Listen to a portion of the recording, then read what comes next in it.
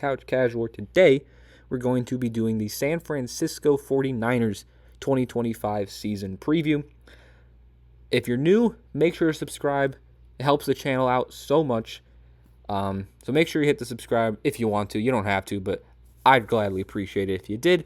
And it's a simple click of the button. But let's get into this preview, not waste any more time. So first, looking at the additions and the losses that the Niners made. First addition, they bring in receiver Demarcus Robinson. He's a very good to solid fourth receiver. You don't necessarily want him as your top one or two receiver, but if he's your fourth receiver, which he's projected to be on San Fran, you're not mad at it. They got him for a short contract, 1 or 2 years. They didn't commit to him, so it's a fine pickup as your fourth guy. All these guys that they brought in here as their additions are just short contracts. So they're not really committing to anyone they brought in if they don't work out. They also bring in edge rusher Bryce Huff. He was good in his last year with Philly, but in 2024, when he went to the Jets, he was hurt. He's pretty much only a pass rusher. He doesn't do too much in the run game. But when he is a pass rusher, he's a pretty decent player, at least when he was healthy in Philly. He may not be the starter, though, so I think as a backup, he's a good player, especially as like a situational pass rusher. Trey Brown, he's a good to solid young corner. You do like his potential, especially as a pressed corner, so I don't mind the pickup. A nice upside pickup. And they bring in Jason Pinnock, who he's good depth. You definitely don't want him as one of your starting safeties. But with the injury questions of Mike Mustafa, he's a fine plug-in guy for a half a season to a full season. Then they bring in, and then the two rookies that they drafted that will probably see a decent amount of playing time. They bring in Alfred Collins, D-tackle out of Texas from the second round. He's an all-around solid D-tackle. Like, he does everything to a good extent. Maybe nothing. Maybe he doesn't have any standout trait, but he's pretty solid in most things. He does have a lot of NFL-ready traits. Does need to sort of tap into more production. I feel like he didn't put it all together in terms of production when he was at college. So if he can do that in the NFL, he'll be a very good D-tackle. And then Mykel Williams, their first-round pick out of Georgia, a very upside type prospect, has a lot of those traits that you see in really good edge rushers, but he sort of needs to put it all together in the NFL. He needs to fill his frame out for the most part, but can't fill it out too much because he's a very explosive athlete, and you don't want to take away from that explosiveness, but he does need to get stronger and fill out that frame a little bit if he wants to put it all together in the NFL. But as an upside prospect, I really like Mykel Williams. Now some of the losses they have, Jordan Mason, he didn't get a ton of carries. It was a whole mixture going on in San Fran, but when he did get carries, he was relatively efficient, but he's nothing more than a backup running back. So you lose him, but now you got a guy like Isaac Guerendo as your backup, so I don't think it was a really big loss. Now, Deebo Samuel, he did have a down year last year. We all know that. But not too long ago, literally in 2023, he had 1,000 total yards and 12 touchdowns. While that may not have been the year he had in whatever it was, 2021 or 2020, that's still a good year. If you get that out of your receiver, that's good. Now, I think it was just time for Deebo to leave. I think the bridges burned in San Fran, and maybe he wasn't in the right headspace last year. Maybe that's why he was down. So I think as a player, it's a decent loss, especially you can get back to just what he did in 2023, but maybe as a more, I don't know, chemistry, because that sounds like he's a bad player to have on your team, but I think it was just time for them to move on, if that makes any sense, which makes the loss a little more worth it. And you don't have to eat up as much, you free up money in doing so, which is another big part of the why they let go of him.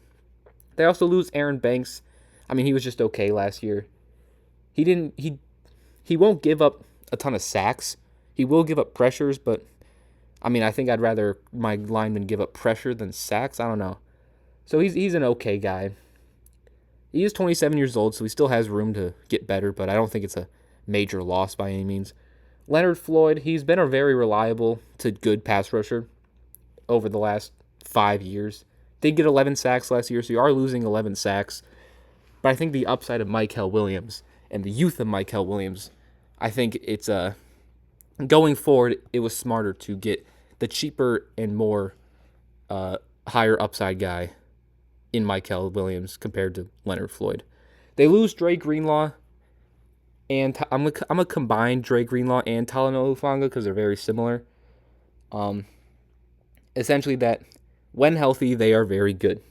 Greenlaw was injured last year after he got hurt in the Super Bowl 2 years ago, and Hufanga's just not really been fully healthy the last 2 years, but both of them, when healthy, are very good, so those are huge losses for San Fran. Now, again, you have Fred Warner, so you don't need Dre Greenlaw as your number one guy, but him and Fred Warner were one of the better linebacker duos, and now you don't have that anymore, and you didn't really bring in a top-tier guy at linebacker to replace Dre Greenlaw. And then Hufanga, I mean, you bring in Jason Pinnock to be his replacement, as well as, I guess, Malik Mustafa and I think Jair, don't know how to pronounce his name, Jair Brown are their Hufanga replacements. But Hufanga's so good when he's healthy, very good run defender. So those two are definitely big losses. They also lose 2 D tackles in Malik Collins and Javon Hargrave. Collins is just a solid pass rushing D tackle, not much more than that. Javon Hargrave is a very good pass rusher. At least he was last year, his last healthy year in 2023. He was very good. But again, I think the youth of Alfred Collins, I think you can justify, although right now the talent may be a loss, getting the youth and upside, just like with Michael Williams, I think you can justify that change, sort of. And then they lose Travarius Ward, who is still one of the best cover corners in the league, especially in press coverage. And it's not like he was hurt last year. He just had all that stuff going on in his, I think, personal life. That is why he was missing games. So it's not having a health-related issue of why Ward didn't play. So it's not like when healthy, he's really good. It's just when he's playing, he's a very good corner. So the Niners definitely felt the cap issues. They had all these really good players, but they had to keep paying them. And then once Brock Purdy needed to get paid, it kind of messed up everything, and they had to lose a lot of key pieces. But some of these pieces have had their injury issues, so maybe there was something in the future that they didn't want to risk, and that's why these guys aren't on the team anymore. But when healthy, they did lose a lot of key talented pieces. But they still have a lot of good players on their team still. And starting with the offensive side, first you got to look at their quarterback, Brock Purdy. It was his first not great year last year. He didn't play much his first year, had a very good second year, and then this most recent season was his sort of first not great year that he played majority of the games. But honestly, the offense as a whole was just not good, with Debo's down year, with McCaffrey's injuries. Brock Purdy, I think, was a little banged up. It was just not a good year for the offense as a whole, so I don't blame Purdy for taking a bit of a step back. But he now got paid. So we'll see how he can do in 2025 with his big-time contract. Can we get the Purdy of 2023? If we can, and this offense stays healthy, despite some of the losses, it will still be a very good offense, I think. I mean, they were still 13th in points scored last year, despite all the inconsistencies and injuries they had. The O-line behind Purdy, I mean, they gave up the 10th fewest sacks last year, so that's pretty good, and all they lost was Aaron Banks. It's a top-heavy O-line, to say the least, because you got Trent Williams, who is one of the best tackles in football, if not one of the best linemen in football, especially in the run game, where he's insane. And then you got Dominic Pooney, their third-round pick last year, who was a very, very pleasant surprise. Very good last year. Very good rookie year out of Pooney, also, especially in the run game. And then outside of that, I mean, Ben Barch is he was injured last year, but he is very young, and I like the potential out of Ben Barch. And then McKivitz was okay at best, and Brendel was not very good. So it's a very top-heavy O-line, headlined by Williams and Pooney, and then you got the potential of Barch. But outside of that, with Brendel and McKivitz, they're just okay. But again, sack-wise, they gave it the 10th fewest sacks. So if they can play like that again and only give up like 35 sacks, which is around what they did last year, I think you can consider that a success because the run game should be good simply by having guys like Trent Williams and Dominic Pooney. You should have a good run game, especially if McCaffrey's healthy. Now, yes, McCaffrey has not been healthy. We know, I know. But when he is healthy, he is very good. He was literally healthy for 2023, and honestly, he should have won the MVP because none of the quarterbacks deserved it. McCaffrey should have won the MVP. He was an MVP candidate last year, or 2 years ago, whatever. He provides you so much as a runner, as a receiver. And when you have a guy like Pooney, when you have a guy like Trent Williams, you can run the ball with McCaffrey. Now, what I hope they do is temper his carries a little bit to maybe preserve him over the course of a whole season. And I think you can get away with that because you got a guy like Isaac Guerendo as your backup running back. And he didn't get a ton of carries because when McCaffrey was hurt, I think Jordan Mason was the number one guy. But in the reps Guerendo did get, he averaged 5 yards a carry, which is pretty good. And behind a good O-line, I think Guerendo can be a very good running back too. And I think you can sort of relax a little bit on McCaffrey carries to preserve him for a whole season. And you can trust a guy like Guerendo to take those running back 2 carries that you may take away from McCaffrey. So I think it's a very good running back duo, one of the better ones in the league. And then you also got, again, 2 very, very good run blocking linemen to sort of help those running backs. And then at receiver, I mean, Brandon Aiyuk, he only played 7 games last year, but again, when he's healthy, he's very good. Super, super good route runner. Love watching Brandon Aiyuk run routes. It's a very enjoyable experience.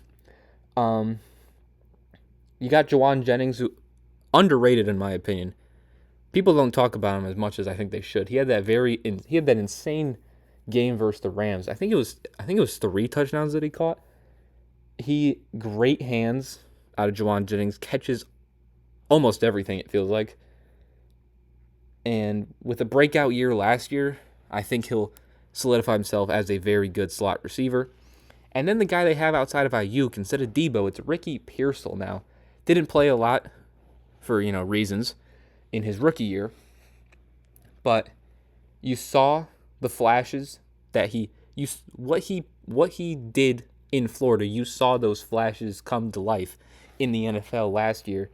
Another guy that has great hands. Ricky Pearsall can catch the football very, very well. And you saw a little bit of inconsistency, mainly because I think him and Purdy's connection was a little bit off. So hopefully that can improve. And if that does, I like him as that second outside receiver alongside Aiyuk. And if Pearsall's a little inconsistent in year 2, you got a nice depth veteran guy in Demarcus Robinson, who we talked about earlier, who you can just throw in there as a very good, reliable depth outside receiver. So overall, Jauan, Pearsall, Aiyuk, and Demarcus Robinson, I really like. I don't know too much about their 4th-round pick, Jordan Watkins, or even Jacob Cowing, their 4th from last year. But those top 4 guys I really like. And then you also got to mention George Kittle, one of the best tight ends in the league, if not the best tight end. I think you could argue he is the best tight end in the league, mainly because of what he provides in the blocking aspect. Because obviously he's a very good pass catching and receiving tight end. But he's also, now I don't know if he's the best blocking tight end, but he's definitely the best blocking tight end amongst the best tight ends in the league. Because there's probably some rotational tight end that's just really good at blocking, but he can't catch it all. But out of the top tight ends, Kittle is the best blocking one. So you know what you're going to get at Kittle. We know how good Kittle is. But if this offense can stay healthy, if Purdy can go back to what he was doing in 2023, now that he's gotten the big bucks, it will be a very good offense, even with some of the holes and patches in the O-line.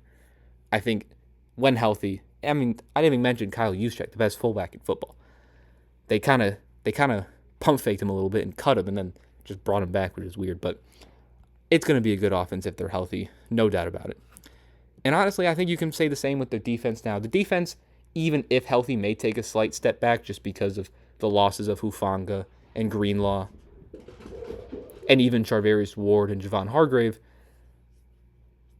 But when healthy, they'll still be a good defense, even if they take a slight step back. Because first, looking at the D-line, I mean, Nick Bosa, he had a quote-unquote down year, still had 9 sacks in 14 games, which is still insane. And even in those 14 games, he was still top 5 in pressures, and he's also a very good run defending pass rusher as well. So you know what you're going to get on Nick Bosa. We all know how good Nick Bosa is. We talked about Mykel Williams, the upside that he has. Kind of the same thing with Alfred Collins. Jordan Elliott, he didn't play much, and honestly was not the best when he did play. So I don't necessarily love him being one of your top D tackles, but maybe being next to Nick Bosa, it might not matter as much. And then Yetur Gross-Matos, I think he was a pretty under-the-radar player last year. Like, he was pretty solid.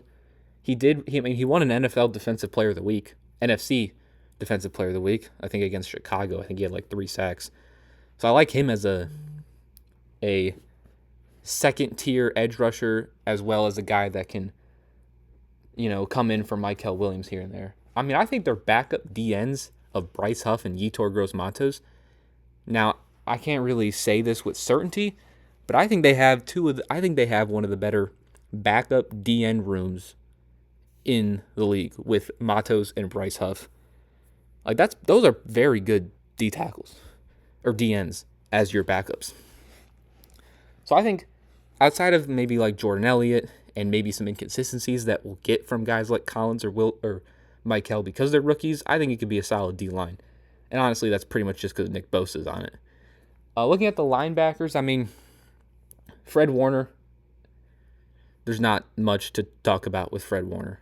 We all know how good Fred Warner is. Still probably the best linebacker in football. I mean, I said it again. There's not much to talk about Fred Warner. Now, next to him, you got Dee Winters, who he started to get a decent amount of reps in his second year, and he did show potential, and he did show flashes. And when you're next to a guy like Fred Warner, I mean, you're probably going to not only look better because Fred Warner's next to you, but you can also learn a lot from not only just being around Fred Warner, but playing next to Fred Warner.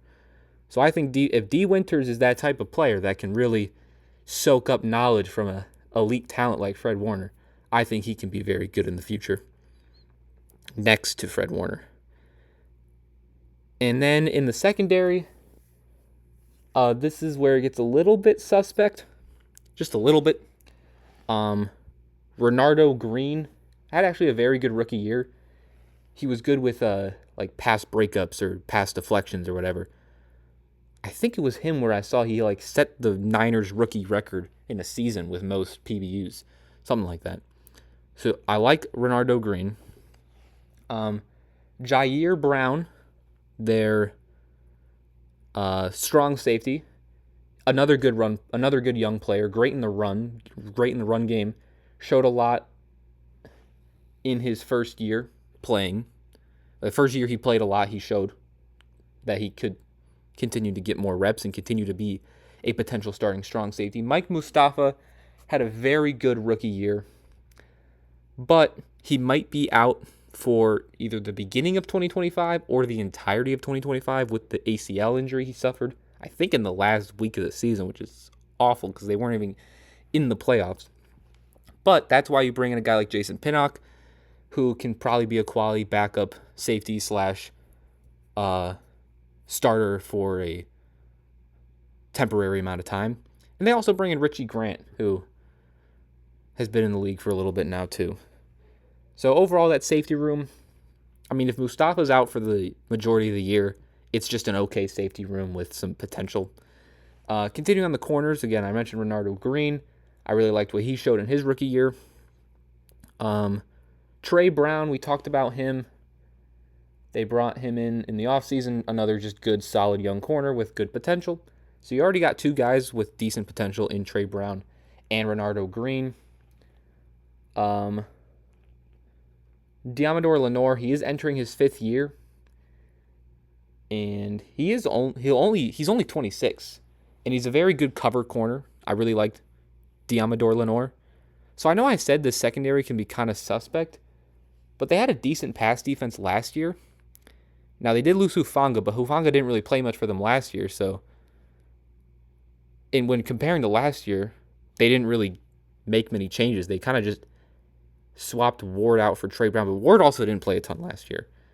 So when healthy, obviously these guys aren't as good as Hufanga and Charvarius Ward, but from what the team was last year, because those guys didn't play a ton, I think the defense got better. Now, Mustafa obviously is a downgrade if he's out, but I think the secondary, I kind of mentioned that they were maybe a little suspect, but now looking at it and kind of seeing it all together, and considering that their pass defense was pretty decent last year, and this team, from what we saw majority of last year, is pretty similar because those guys were hurt, I think it could be a decent secondary again. Not as good as if they had Hufanga or Charvarius Ward, but considering they didn't have the most of last year, I think it's actually going to be a pretty decent secondary, and overall a pretty decent defense. Now, they were 29th in points allowed last year, but I think they can easily get that up to the low 20s, like 20th, 21st, maybe even 19th. And that offense, if healthy, can be a top 10 offense. So I do think the Niners will have a good year. And we'll get into their schedule a little bit. Looking at their special teams real quick, I mean, Moses Moody had a very good rookie year, but definitely struggled in year 2. So we'll see how he can bounce back in year 3. Thomas Morstead, still, despite his age, I mean, it's the punter position, so I guess this isn't really surprising. But despite his age, he's still a very good punter. And then both their returners are just okay. They haven't really shown too much. Cowing and Patrick Taylor. Or at least last year, they were just okay. So it should be a solid special teams unit. Nothing special, probably about average, league average. But now looking at their schedule. Now, as I mentioned, this team has potential, if healthy. It's a big question with this Niners team to be a very good team. But when you look at their schedule, it's the easiest schedule in the league by win percentage. Now, I don't fully like to go off win percentage because that's based off all these opponents' last year's team. And obviously, they could be completely different the following season. But win percentage based on win percentage, this is the easiest schedule in the league. And they're over-under set at 10.5 wins. Now, I don't know if they're fully going to hit it because they do have some holes in their roster. But, I mean, when you look at the schedule, they play the NFC South. The Bucs are obviously very good, but the Saints, Panthers, and Falcons, who knows? You play the AFC South. Titans, that could be an easy win. Colts could be an easy win. Jags, you can beat. Texans, obviously, are a good team. And then they also play the Browns as well because they finished last in their division. So they then play the Browns. They also play the Giants, too. Like, they can beat the Saints. They can beat the Giants, the Browns, the Titans, the Colts. Like, I think their floor is very high. I accidentally just revealed everything. I didn't mean to do that. Their floor I have at 7-10 just because they play a lot of subpar teams. And they are very good. Even if they're banged up, I still think they could beat those teams.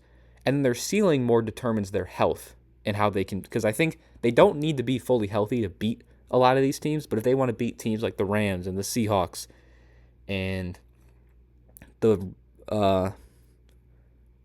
Bucs and the Texans, they got to be healthy. And if they are, they could beat those teams and get that ceiling of 12-5, which means my prediction is at 10 wins. It was either 10 or 9 wins. I went with the higher number because it still is a very good team. Yes, they did take a lot of huge losses in the offseason. Yes, they've shown that they can get banged up and not maybe be the most consistent or what they were when they were making Super Bowls. They still have so many good players. They still have arguably the best tight end in the league, arguably the best linebacker in the league. If McCaffrey's healthy, he's one of the best running backs in the league. Nick Bosa is one of the best DNs in the league. They still have so many good players that it's hard to see them not getting at least like 9-8 wins, especially looking at the schedule. So I have their prediction at 10 wins. And that will conclude our season preview, 2025 season preview for the San Francisco 49ers. If you enjoyed this video, make sure to leave a like and comment down below some of your thoughts on the Niners' upcoming season.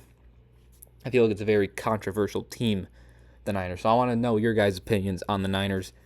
And if you enjoy these videos and enjoy the content that I make over here, make sure to subscribe. It helps a lot. And I'll see you guys next time. Peace.